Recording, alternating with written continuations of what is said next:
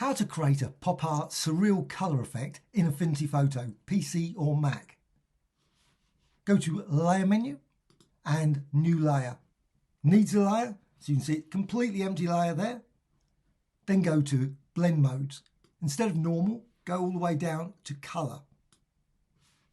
Then go over here and select the Paintbrush tool. Select the Paintbrush tool, select a brush. I'm just going to go with 128 in the basic section, and then select a colour. I'm just going to go with red and then apply it. And you can see the original image is still there. It's just applied to this layer. So you're just making red. You go around there, maybe decide, you know what, I want green for the other side. So green. And I can go around there. Of course, if you suddenly decide, you know what, I want green around that part, just simply just go there. Green over there. Go that part, maybe all the way around. Maybe decide, oh, I'll just go for blue. Select that and just select blue there.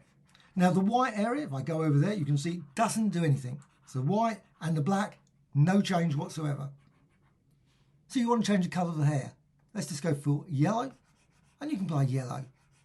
And of course you can change the brush size. You don't have to use this brush. You could use any of the other brushes as well, and just apply that. What you can also do is you can apply effects. It's just a layer. See it there? Doesn't look particularly great in that little thumbnail. You just go to Filters, and you go down to Blur, and maybe Gaussian Blur. And then just change the radius size, and as you can see, as you change it, you get more or less of the red as that fades away there. Or click Cancel. Also, what you can do, you can always deselect it at any point. But if you want to remove things, say you decide, you know what, I don't want any colour there at all, other than obviously the original colour, just go here.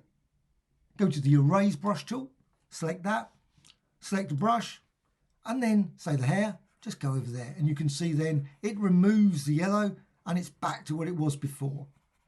And you've got that original colour there, and that's finished.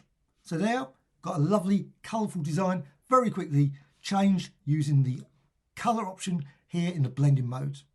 Hope you found this of interest. Please let me know in the comments below. Always great to hear from you. Thank you much.